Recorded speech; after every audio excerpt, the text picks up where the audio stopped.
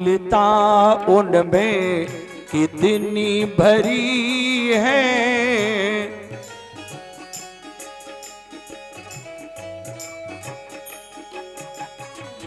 क्षमाशीलता उनमें कितनी भरी है।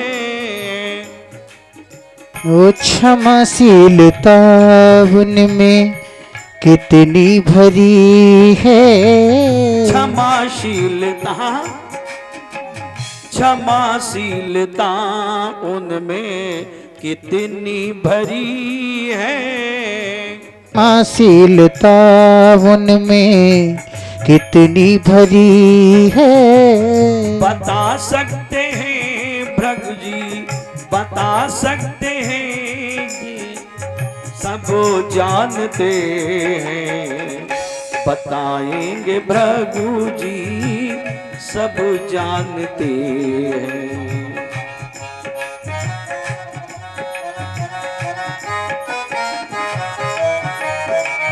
क्षमाशीलता क्षमाशीलता उनमें कितनी भरी है। क्षमाशीलता उनमें कितनी भरी है। बताएंगे भृगु जी, बताएंगे भृगु जी, सब जानते हैं। हृदय उनका भावों का है कितना भूखा, हृदय उनका भावों का है कितना भूखा। विदुर सबरी से बारी बारी से पूछो, विदुर सबरी से बारी। विदुर सबरी से बारी बारी से पूछो, विदुर सबरी से बारी बारी से पूछो। जय हो।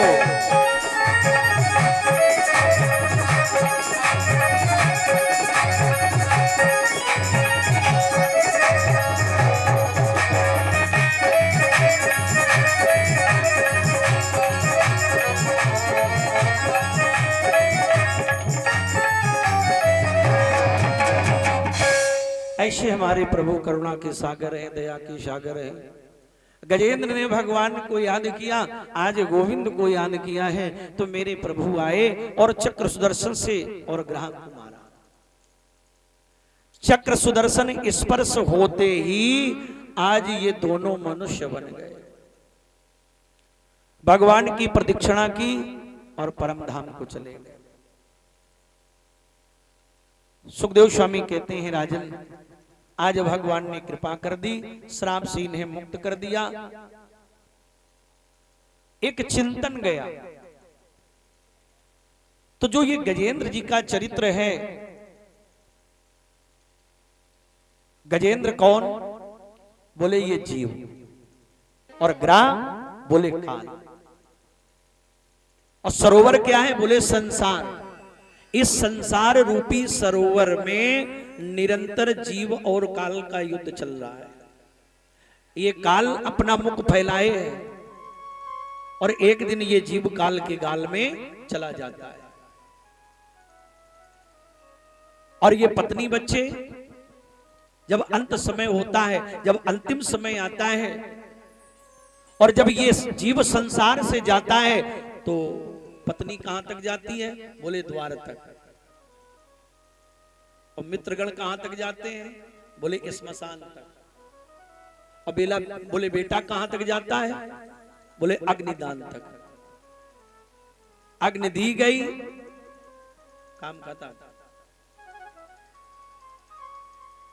और स्नान किया राम राम, अपने घर के लिए प्रस्थान कर दिया, चले गए। आज प्यारे वो जीव इस संसार में अकेला जा रहा है, कोई साथ नहीं गया। ना मित्र गए, ना बेटा गया, ना पत्नी गई, ना भाई बंधु गए, कोई साथ में नहीं गया। आज उस जीव को अकेले ही जाना पड़ा।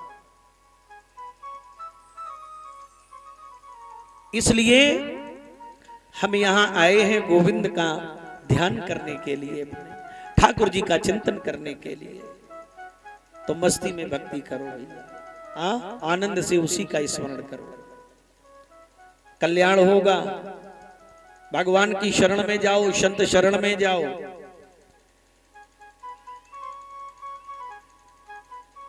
तुम्हारा कल्याण होगा। गजेंद्र जी का पावन चरित्र सुनाया। सुखदेव भगवान कहते हैं, राजन परीक्षित, एक दिन समस्त देवतागण देवराज इंद्र ब्रह्मा जी के पास में आए। बोले महाराज हम दैत्यों से पीड़ित हैं, दैत्य हमें पीड़ित करते हैं, परेशान करते हैं। तो बोले तुम उनसे मैत्री कर लो, मित्रता कर लो। बोले महाराज ये तो असंभव हुआ, तो हमारे जन्मजात के शत्रु हैं, तो उनसे कैसे मैत्री हो सकती है। बोले आई मुंह सकिया था, जैसे सर्प और चूहे की मित्रता होती है। एक टोकरी में सर्प बंद था, रात्रि के समय चूहा आया, तो चूहे ने देखा होगा कि इसमें कोई अच्छी चीज खाने वाली बंद है, अब उसमें तो काला सर्प बैठा। लेकिन सर्प ने जब चूहे को देखा तो चूहे से आग्रह किया, निवेदन किया, कहा भैया हम यहाँ बंद हैं, हमारी टोकरी काट दो और हम यहाँ से मुक्त हो जाएं, हम भी मुक्त हो जाएं और चलते हैं जंगल में। चूहे ने कहा बिल्कुल भरोसा नहीं तुम पर, अरे हम टोकरी काटेंगे, तुम बाहर निकलोगे और हमें निकल जाओगे। गोविंदाय नमो नमः। प्रेम से बोलो राधे राधे, जोर से बोलो राधे राधे, तो बोलना ही पड़ेगा ना।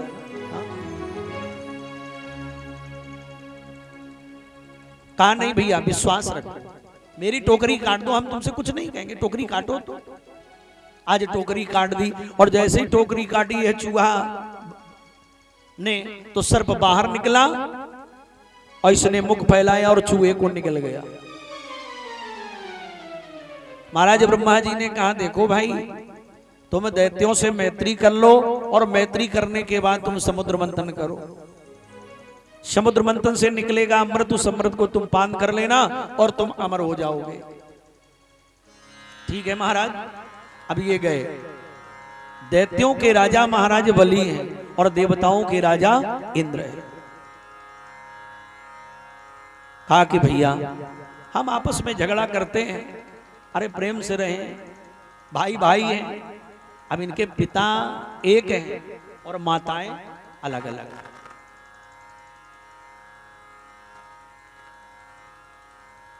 प्रेम से रहें, उसका आनंद दूसरा। तो ये लड़ाई झगड़ा ठीक नहीं है। बोले कहना क्या चाहते हो। बोले मैं ये चाहता हूं कि आपस में मित्रता हो जाए और हम समुद्र मंथन करें, और उससे निकलेगा अमृत, हम सब अमृत पान करेंगे और अमृत पान करके हम सब अमर हो जाएंगे। ठीक है महाराज।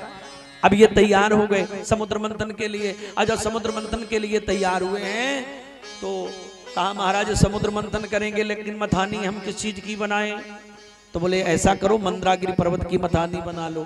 अब देवता दैत्य गए, मंद्राचल पर्वत की मथानी बनाई, पर्वत को उठाया और उठा करके जब सागर में डाला है तो पर्वत डूब गया। और जब पर्वत डूब गया तो भगवान ने कच्छप रूप ले लिया, और कच्छप रूप लेकर के भगवान ने उस पर्वत को अपने पीठ पर ले लिया और ऊंचा कर दिया।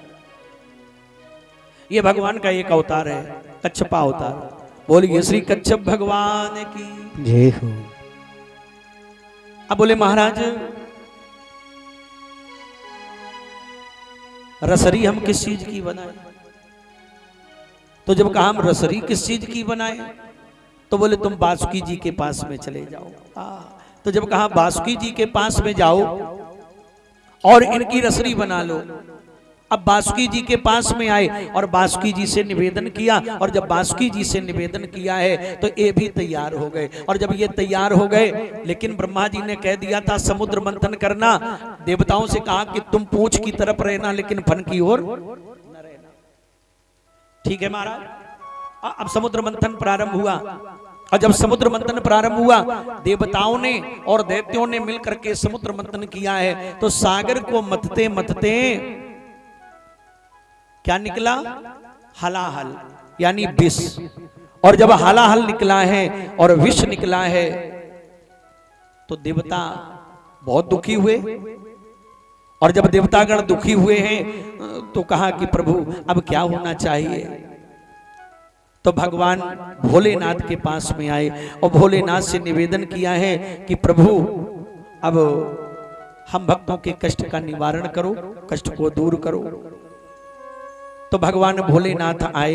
देखो हमने बताया भगवान शिव जी तो ऐसे दयालु हैं, ऐसे कृपालु हैं, ये तो अवधर दानी है। भगवान तो शीघ्र प्रसन्न होने वाले हैं। चाहे मिठाई से भोग लगा दो तब भी खुश, और चाहे एक लोटा जल एक धतूर का फल दे दो तब भी भगवान खुश। लेकिन होना प्रेम चाहिए, प्रेम होना चाहिए भगवान के प्रति। अगर भगवान शिव जी को, भोलेनाथ को आप एक बेलपत्र ही समर्पित करते हैं मेरे प्यारे, तब भी बहुत बड़ा लाभ होता है। एक बेलपत्र समर्पित करने से जानते हो, त्रिदलम त्रिगुणाकारम त्रिनेत्रम चा त्रिदायुधम त्रिजन्म पाप संहारम बिल्वपत्रम शिवार्पणम। त्रिदलम, बेलपत्र में दल कितने हैं? बोले 3।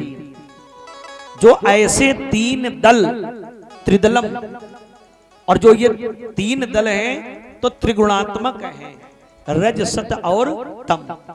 त्रिगुणाकारम और त्रिनेत्रम यानी भगवान शिव, भगवान भोलेनाथ।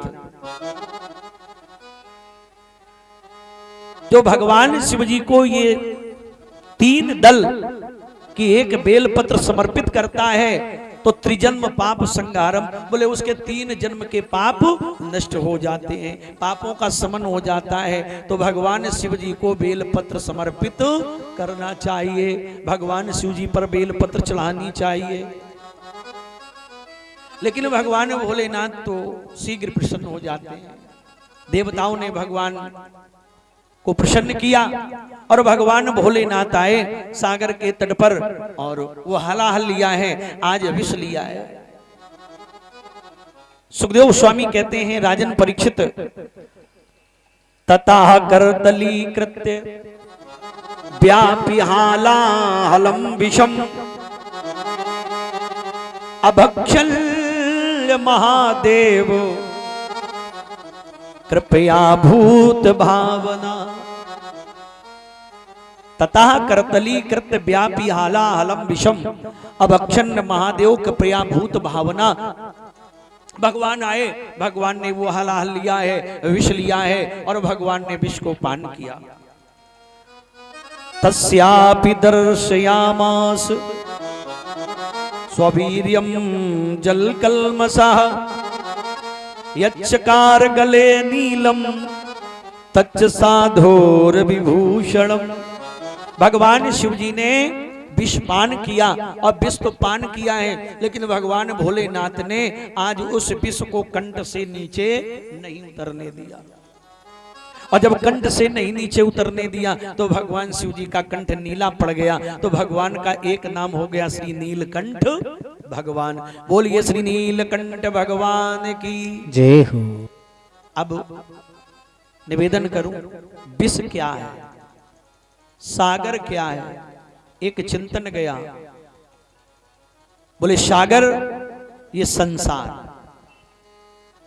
सागर ये संसार है, और विष क्या है? बुराई। असत, असत माने बुराई। जो समाज की बुराइयों को पान कर जाए,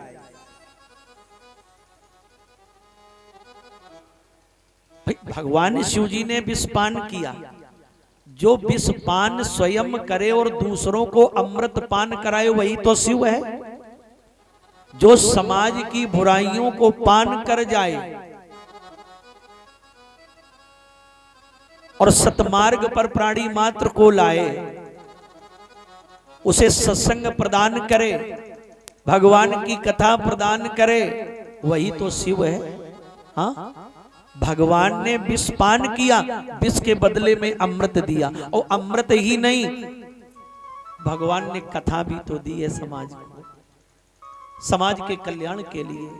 अमृत ही तो कथा है। ये कथा क्या, ये तो सुधामृत है, ये तो कथामृत है।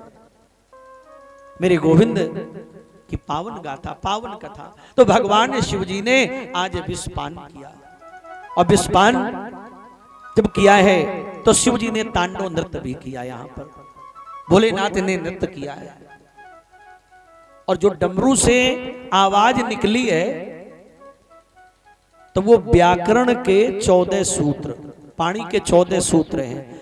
लघु सिद्धांत कौमुदी में प्रथम पृष्ठ पर और ये सूत्र आए। हाँ पढ़े मेरे प्यारे। भगवान शिव जी ने विषपान कर लिया, देवताओं को अमृत पान करा दिया। समुद्र मंथन का क्रम आगे बढ़ा तो समुद्र मंथन से कौस्तुभ मणि निकली, और जो कौस्तुभ मणि निकली है आज वो भगवान ने ली।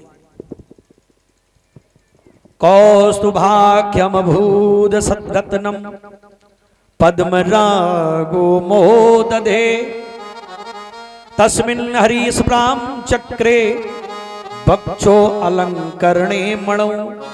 जिसको भगवान अपने हृदय पर धारण किए हुए हैं, अलंकृत किए, शोभा पा रही है। अच्छा, भगवान मणि धारण किए हैं, लेकिन भगवान स्वयं मणि है। मणि तो भगवान धारण किए हैं, लेकिन भगवान तो स्वयं में मणि है। लखन लख्यो रघुवंश मणि, और ताक्यो हरि को दंड, यानी भगवान तो स्वयं मणि है, लेकिन आज हमारे प्रभु ने वो मणि धारण की है। ततो अभवत पारिजाता सुरलोक विभूषणम। पारिजात वृक्ष निकला, स्वर्ग की शोभा के लिए गया। अब सराय निकली जो इंद्रलोक में गई, स्वर्ग में। आज समुद्र मंथन का क्रम चल रहा है। सुखदेव स्वामी कहते हैं, राजन वारुणी निकली जिसको दैत्यों ने, दक्षिणावर्ती शंख निकला जो भगवान के पास है, लक्ष्मी मैया निकली जो भगवान को स्वीकार किया, भगवान को वरमाला पहनाई। आज हमारे समाज की स्थिति क्या है? माया माया सब भजे, माधव भजे न कोई। जो कदापि माधव भजे तो माया चेरी होए। अब स्थिति क्या है? माया को तो सब भजते हैं, लेकिन माधव को कोई नहीं भजता है। निवेदन करूं, जो माधव को भजता है तो उसके यहां माया की कमी नहीं होती है। माया तो उसके आगे पीछे डोलती है। प्रेम से बोलो राधे राधे, जोर से बोलो। हाँ, राधे राधे तो बोलना ही पड़ेगा। अपने ठाकुर जी का चिंतन करो, भगवान का ध्यान करो। माया आगे पीछे डोलेगी तुम्हारी, हाँ, लेकिन ना, माया आ जाए, माधव आए या ना आए। हाँ, माया आ जाए, माधव आए या ना आए। और मैं तो ये कहता हूं कि जहां ठाकुर जी आ जाते हैं तो लक्ष्मी जी तो आगे पीछे डोलती घूम रही है। हाँ,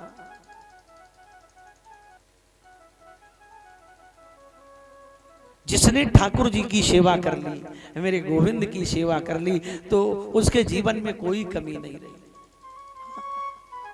हमारे प्रभु ने उसके जीवन में कोई कमी नहीं रखी।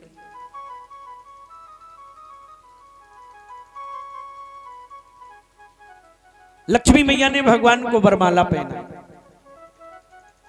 सुखदेव स्वामी कहते हैं, राजन आज अमृत का कलश जो अमृत से परिपूर्ण है, और महात्मा धनवंतर ऋषि निकले। अमृता पूर्ण कलशम विभ्रद बलय भूषिता सा वै भगवता साक्षात विष्णोर संसांस संभवा। महात्मा धन्वंतर ऋषि अमृत का कलश लेकर के निकले और जो अमृत का कलश लेकर के निकले हैं तो देवताओं ने प्रणाम किया, और जब देवताओं ने प्रणाम किया दैत्यों को मिला मौका और ये अमृत का कलश लेकर के चले गए। और जब अमृत का कलश लेके चले गए, लेकिन दैत्यों ने अमृत पान नहीं, दैत्यों ने अमृत पिया नहीं। इस अमृत के कलश को 4 स्थानों में रखा है। हाँ, 4 स्थानों में, बोले नासिक, उज्जैन, हरिद्वार और प्रयाग। 4 स्थानों में इस अमृत के कलश को रखा है, लेकिन पान नहीं किया। अच्छा भाई, जहां आपस में 2 लड़ते हैं तो फायदा किसको मिलती है? लाभ किसको मिलता है? तीसरे। अब ये आपस में लड़ रहे हैं, अब वो कहते हैं पहले हम पिएंगे, पहले हम पिएंगे, आम पूर्वम आम पूर्वम, पहले हम, लेकिन कोई पान नहीं कर रहा है, कोई पी नहीं रहा है। भगवान ने देवताओं को दुखित देखा तो भगवान ने मोहिनी का रूप बना लिया, और मोहिनी का रूप भगवान बना करके चले। निवेदन करूं, भगवान हमारे इतने सुंदर हैं, ठाकुर जी इतने सुंदर हैं। हाँ, हमारे वृंदावन धाम के संत कहते हैं कि लला तुम इतने सुंदर हो, इतने सुंदर हो कि अगर लला की जगह तुम होते लली तो सर कट जाते करोड़न के। हाँ, इतने सुंदर है हमारे सरकार, सलोने सरकार। हाँ, अब फिर हमारे सरकार मोहिनी का रूप बना ले। हाँ, मोहिनी का रूप बना ले।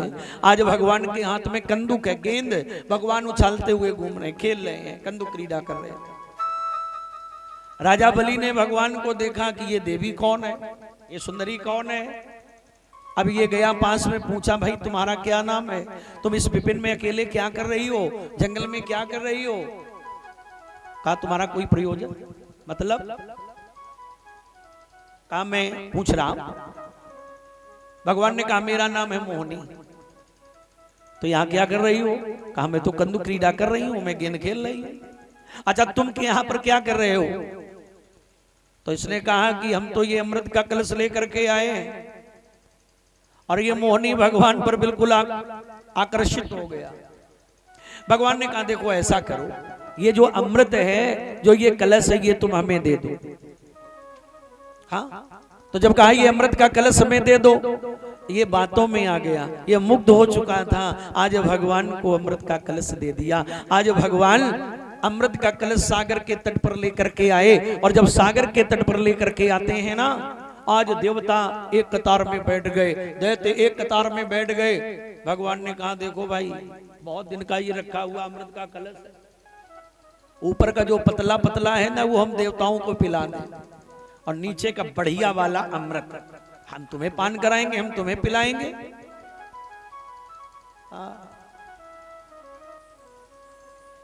ये बातों में आ गया। भगवान अमृत पिला रहे हैं, अमृत पान करा रहे थे, और जब मेरे गोविंद अमृत पान करा रहे हैं, सभी देवताओं को अमृत पिलाया। और जब देवताओं को अमृत पिलाया है, लेकिन सूर्य और चंद्रमा के बीच में स्वरभानु नाम का दैत्य बैठ गया। कौन सा दैत्य? स्वरभानु। ये अभी राहु केतु नहीं है, राहु केतु तो बाद में हुए, अभी तो स्वरभानु नाम का दैत्य है ना। देवलिंग प्रतिक्षन्ना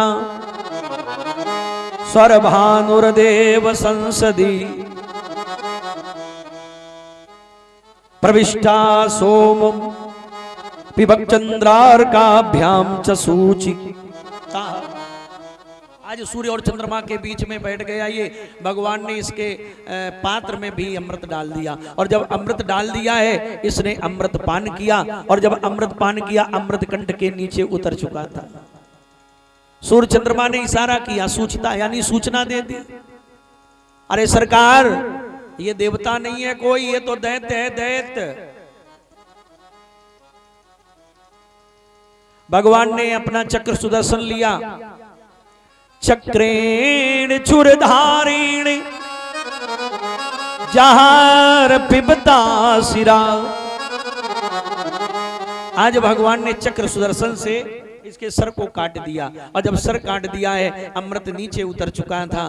पहले ये था एक, अब हो गए दो, राहु और केतु। भगवान ने अमृत पान कराया, भगवान यहां से अंतर्ध्यान हो गए।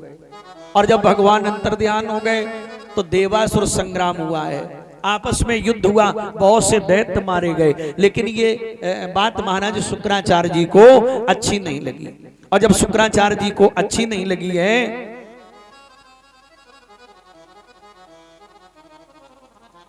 तो महाराज शुक्राचार्य जी आए, और जो मृतक दैत्य थे तो मृत संजीवनी मंत्र से इन्हें जीवित किया, जीवन दान दिया।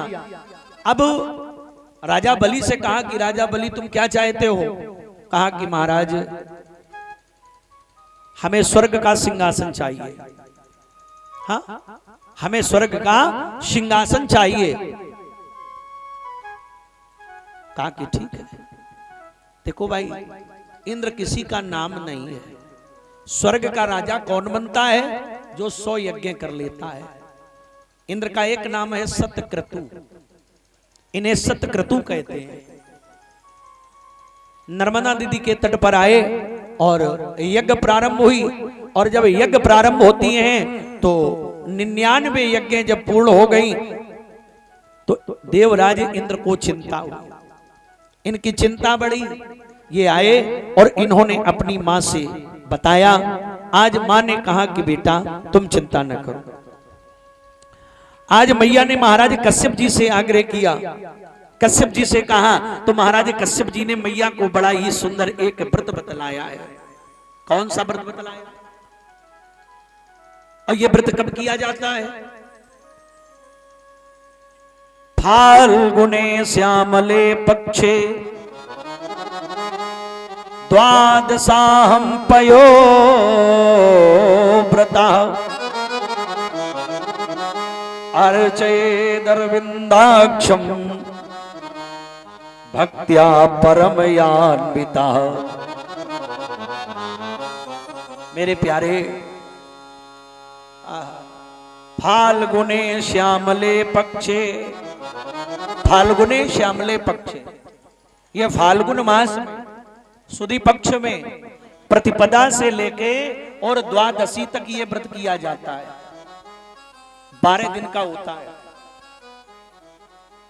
और भगवान का पूजन करना चाहिए।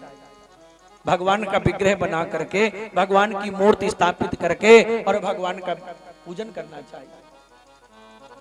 मैया ने भगवान का पूजन किया है, व्रत किया है। और जब मैया ने पूजन किया, व्रत किया, अच्छा, पूजन में बड़ी शक्ति होती है कि नहीं? व्रत में बड़ी शक्ति होती है। आप व्रत करें, उपवास करें, भगवान का पूजन करें, हाँ? शक्ति होती है कि नहीं? हाँ? देखिए ना, हमारी माताओं को नवरात्र में बड़े विधान से व्रत करती हैं, बड़े श्रद्धा से व्रत करती हैं। नहीं कह देती वो महाराज में तो 1 घंटे बिना राम रस के नहीं रह सकती, लेकिन नवरात्रि में तो 9 दिन उपवास कर जाती है, कोई फर्क नहीं पड़ता है। ओ कहती महाराज जी, ओ मैं राम रस न लूं तो मेरा बीपी हाई लो हो जाता। लेकिन जब माता रानी का पूजन करती हैं, बोलो बनी रहती कि नहीं? अच्छा, एक निवेदन और करूं, अगर आपसे कह दिया जाए 3 घंटे बैठो, कोई बैठ सकता है? नहीं बैठ सकता है। लेकिन जब आप कथा में आते हैं, भगवान के सामने बैठते हैं, आप कथा सुनते हैं, तो 3 घंटे क्या 5-5 घंटे आप बैठे रहते हैं। बताइए ये शक्ति है कि नहीं है? तो मंत्र में, भगवान की कथा में, पूजा में, व्रत में बहुत शक्ति है। हमें करना चाहिए, उपवास तो करना ही चाहिए। ज्यादा नहीं तो महीने में एक बार व्रत जरूर रहना चाहिए। अब व्रत का मतलब ये नहीं हाँ कि बढ़िया साबूदाना की खिचड़ी खा लो, बढ़िया आलू फ्राई करके खा लो। व्रत ये नहीं है, बिल्कुल निर्जला रहना चाहिए। हाँ?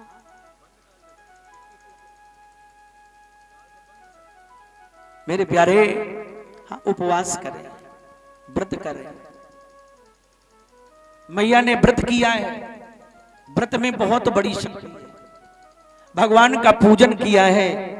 नमस्तुभ्यं भगवते पुरुषाय महीयसे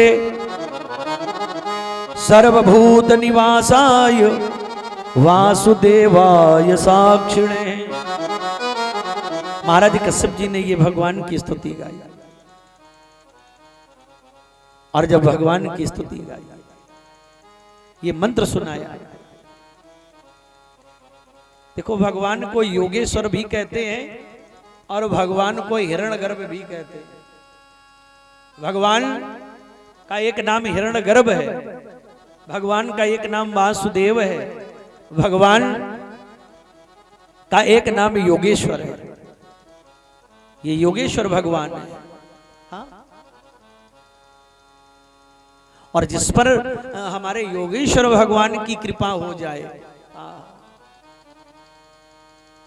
योगेश्वर भगवान की कृपा बड़े भाग्यवानों को प्राप्त होती है। हाँ? अब कुछ तो भक्त कह देते हैं महाराज कृपा कृपा। अरे कृपा तो सदैव बरस रही है, लेकिन कृपा पाने के लिए हमें पात्र बनना पड़ता है। बोले वो महाराज जी आपने मेरे ऊपर कृपा नहीं की, तो समझ लेना जो ये कह दे कृपा नहीं की तो वो कृपा का पात्र नहीं है। प्रेम से बोलो राधे राधे, जोर से बोलो। हाँ, वो कृपा का पात्र नहीं है। अच्छा बताइए, जल वृष्टि हो रही है, पानी बरस रहा है, पात्र उल्टा रख दे, पात्र ना भरे और फिर कहे मेरा तो पात्र नहीं भरा, तो इसमें मेघों का क्या दोष, बादलों का क्या दोष। भगवान की कृपा तो सदैव बरस रही है, लेकिन कृपा का पात्र बनना पड़ता है। तो यही हमारे वासुदेव भगवान है, यही श्री योगेश्वर भगवान है। नमो हिरण्यगर्भाय प्राणाय जगतात्मने योगेश्वर शरीराय नमस्ते योग हे तवे। ये हमारे योगेश्वर भगवान, ये हमारे श्री वासुदेव भगवान है, ये हमारे हिरण्यगर्भ भगवान है। हाँ? भगवान को जिस दृष्टि से आप देखेंगे, जिस नजरिए से भगवान को देखेंगे, भगवान उसी रूप में दिखाई देंगे, उसी रूप में भगवान दर्शन देंगे। हाँ? हमारे संत महापुरुषों ने गाया है, हमारे वेदों ने गाया है,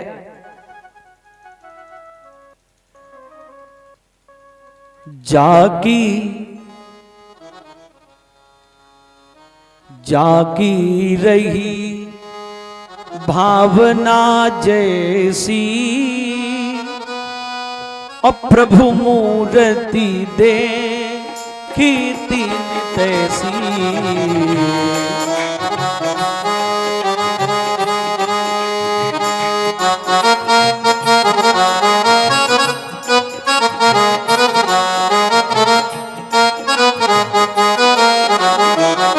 जागी रही भावना जैसी, प्रभु मूर्ति देखी तीन तैसी।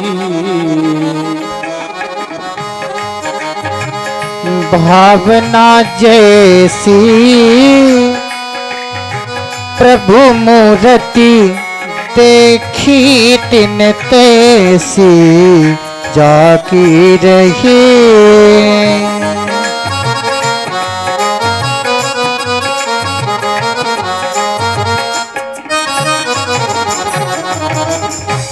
जागी रही भावना जैसी।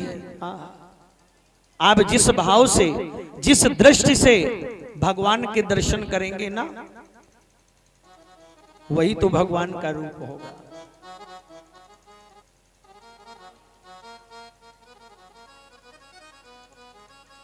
आज भगवान की कृपा हुई,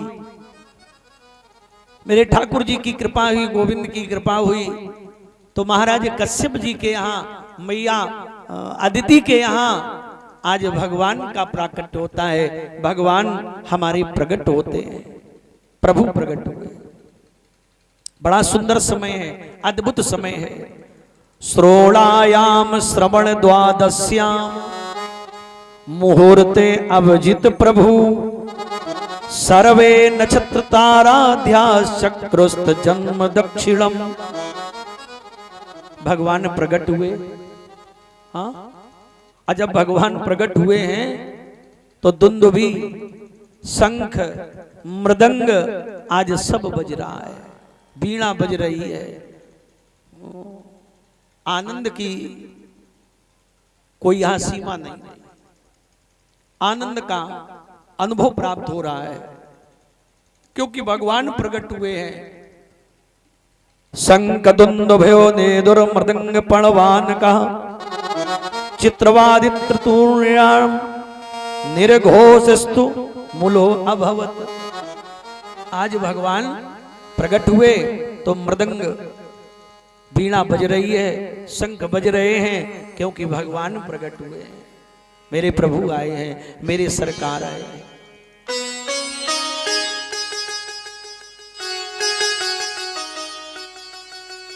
भक्तों में एक उत्साह है, एक प्रेम है। मंगल गान होने लगे, गंधर्व गीत गाने लगे, क्योंकि भगवान प्रकट हुए हैं। आज भगवान आए हैं ना, हमारे श्री वामन भगवान आए बड़े भाव से।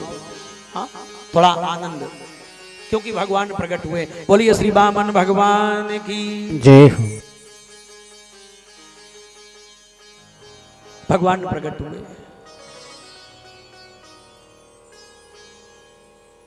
जय जयकार हो रही है। आए बड़े भाव से कि हमने आंगन नहीं बुहारा, और हमने आंगन नहीं बुहारा, और कैसे आएंगे भगवान, कैसे आएंगे भगवान। सभी लोग गाएं, भाव से गाएं। हमने आंगन नहीं गुहारा, ताली ताली के साथ।